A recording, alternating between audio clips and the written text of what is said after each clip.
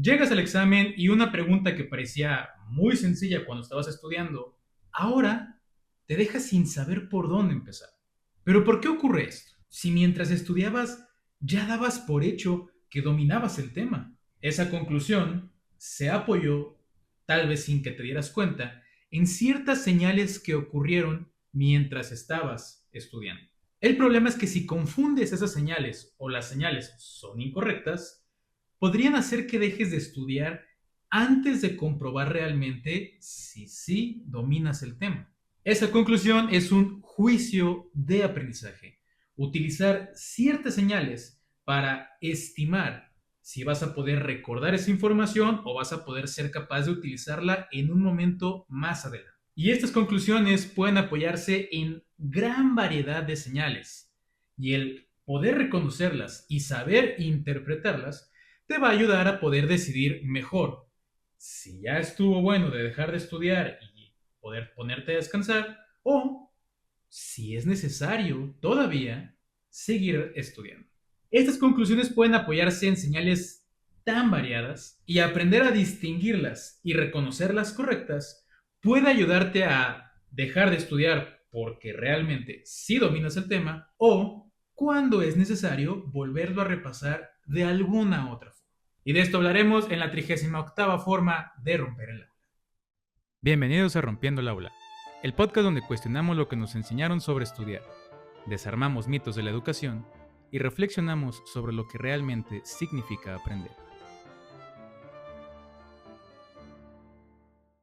Yo soy Miguel Estrada y un juicio de aprendizaje es esa estimación que haces sobre qué tanto vas a poder recordar cierta información tiempo después o simplemente qué tanto realmente aprendiste. Pero estas son estimaciones. Y estas estimaciones, aunque pueden plantearse respondiendo a ciertas preguntas muy específicas, la realidad es que ocurren de forma un poquito más intuitiva cuando estamos estudiando. Generalmente cuando terminamos el capítulo, los ejercicios, cuando te cansaste o cuando ocurren algunas señales que a veces no detectamos conscientemente, pero nos hacen creer que ya estuvo. Y hay que aclarar que ese juicio no es una calificación de un examen o de un quiz. Una calificación responde a cómo contestaste ciertas preguntas bajo ciertas circunstancias de alguna actividad concreta o directamente de un examen. En cambio, el juicio ocurre mucho antes de esta calificación. Es el resultado de estimar cuál podría ser la calificación.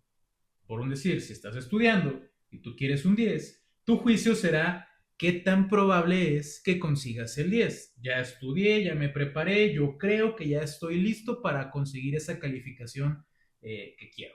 Y en este sentido también influye en tus acciones en ese lapso. Porque si concluyes o estimas o tu juicio es que ya estás preparado, ahí vas a terminar el estudio y vas a irte directo a la actividad del examen. O si considera tu juicio o haces un juicio de que todavía no dominas el tema, vas a seguir estudiando. Entonces, el juicio de aprendizaje podemos plantearlo desde dos vías. Uno, ¿qué tan probable crees que estás cerca de conseguir cierta calificación? ¿Qué tan preparado estás o qué tanto dominio tienes sobre cierto tema para cierto reto después, cierto reto como la actividad o el examen? Y además, las acciones que nos provocan realizar más adelante. El dejar de estudiar, volver a estudiar o seguir estudiando.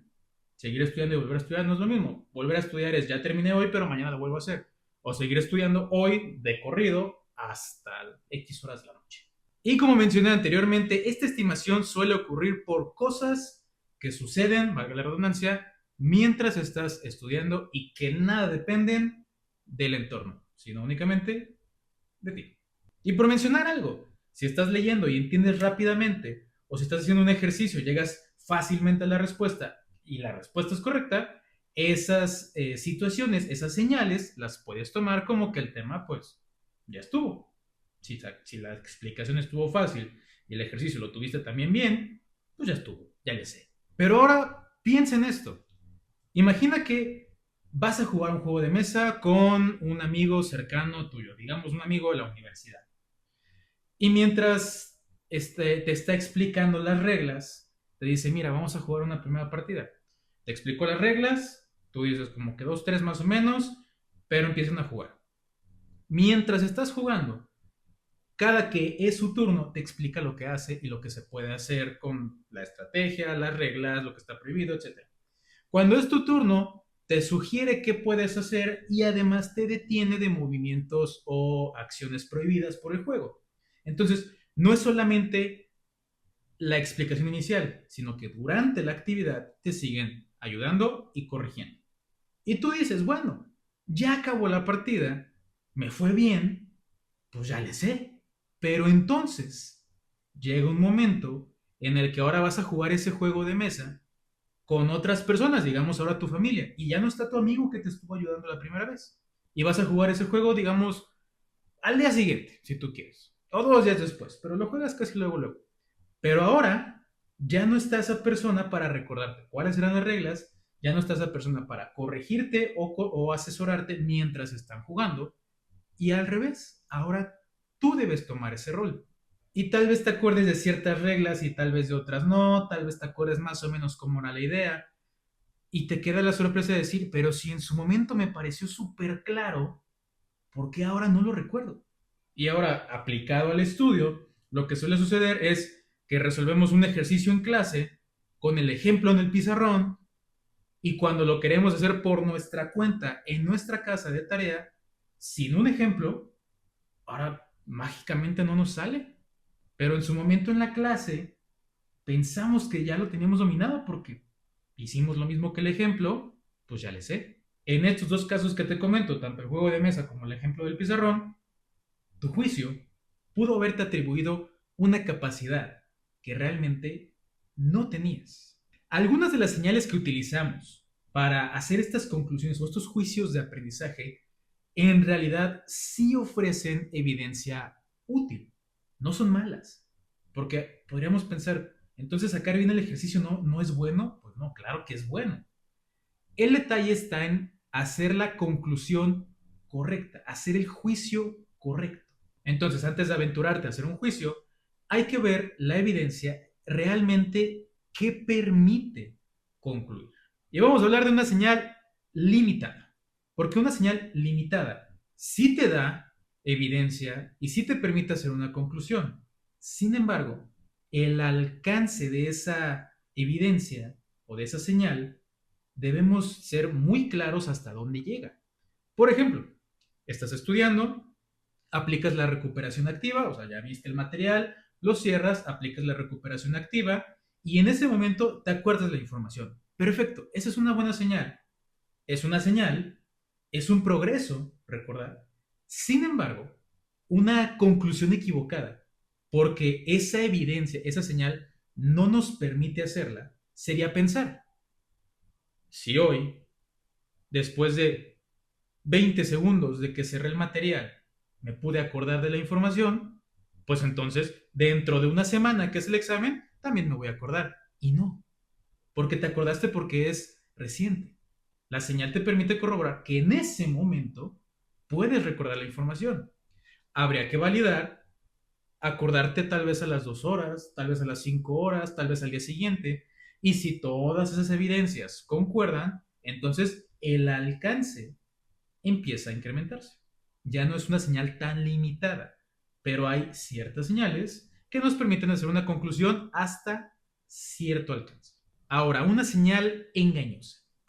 Una señal engañosa produce seguridad sin realmente comprobar la habilidad que queremos tener o el conocimiento que queremos afianzar. Y estas señales engañosas generalmente se producen por la familiaridad. Te habrá pasado en alguna ocasión que cuando estás estudiando, empiezas a leer o ver tus notas y, sí, esto ya me lo sé, pero realmente no lo hemos puesto a prueba todavía, solamente como nos parece conocido, nos parece familiar, algo que ya vimos, intuimos y pensamos erróneamente que ya está. Incluso podría serte tan familiar y tan fácil el tema que ni siquiera le dediques el recurso mental suficiente y hasta se te olvide. En pocas palabras, el que algo te parezca sumamente conocido no es sinónimo de que algo sea sumamente dominado. Otra señal problemática suele venir de cómo se nos presenta una actividad, tarea o incluso examen. Y me explico. Si el profesor te deja una actividad, una tarea, digamos, con 15 ejercicios de multiplicación de fracciones, entonces llega un punto, como sabes que los 15 son del mismo tema y de cierta forma en los 15 hay que hacer lo mismo, llega un punto en el que ya no estás pensando, solamente estás repitiendo. Y es una señal problemática porque en el momento que llegara otro o un ejercicio diferente, por ejemplo, en el examen, que veas 3 ejercicios iguales, 3 ejercicios de multiplicación de fracciones, llega el cuarto y es diferente, tu cerebro ahí crashea. ¿Por qué? Porque en su momento pensó que todos iban a ser iguales. Entonces, otra señal problemática es pensar que como los X cantidad de ejercicios iguales te salieron bien, entonces siempre te van a salir bien. Y no necesariamente va a ser así. Hay que corroborar que entiendes el procedimiento del tipo de ejercicio que sea y no solamente lo estás repitiendo porque sabes que todos van a ser iguales. Y otra señal problemática también a veces es la cantidad de trabajo terminado. Porque, y esto me sucede muchísimo con mis alumnos, que pensar que porque un día respondimos bien un tipo de ejercicio, quiere decir que ya siempre voy a poder contestar bien ese tipo de ejercicio. Y no necesariamente, porque no es lo mismo, ponte a pensar, no es lo mismo resolver 100 ejercicios un día y no volverte a poner a prueba hasta dentro de 3 meses, que resolver 3 ejercicios todos los días durante esos 3 meses. ¿Cuál crees que te va a dar más dominio del tema? Pues naturalmente, sabemos cuál. Entonces, cantidad de trabajo terminado, no por hacer mucho, pocas veces quiere decir que ya lo dominamos siempre. Y esto suele suceder en ciertas clases o ciertos programas académicos cuando el tema se ve una sola vez y no se vuelve a ver hasta dentro de 3 semanas en el examen. Entonces, lo ideal sería no hacer 100 ejercicios en ese día que se vio, sino hacer varios ejercicios durante todo el tiempo hasta llegar a la prueba. Incluso, las señales correctas aportan información confiable solo cuando queremos dominar una habilidad que se va a poner a prueba de la misma forma en la que la dominamos. Y traduzco todo esto con un ejemplo. Si tú estudiaste con preguntas de opción múltiple y te fue bien ahí, no es señal suficiente para pensar que vas a poder responder preguntas abiertas, donde tú vas a tener que escribir y crear la respuesta. Al revés, igual, si tú estudiaste para crear la respuesta y escribirla, probablemente una opción que diga lo mismo, pero con otras palabras que tú no utilizarías, no la podrías reconocer. Entonces, en este ejemplo, si estudias con opción múltiple, debería ser para exámenes de opción múltiple. Si estudias con preguntas abiertas, debería ser para preguntas abiertas. Ahora, ya que concluiste que ya estuvo bueno y que ya dominaste el tema, antes de realmente cerrar todo y guardar, valora, analiza qué señal estás utilizando para decir que ya estuvo. Tal vez tu señal fue decir, ya hice 5 ejercicios con el ejemplo a la mano, y pues tal vez no sea la mejor señal.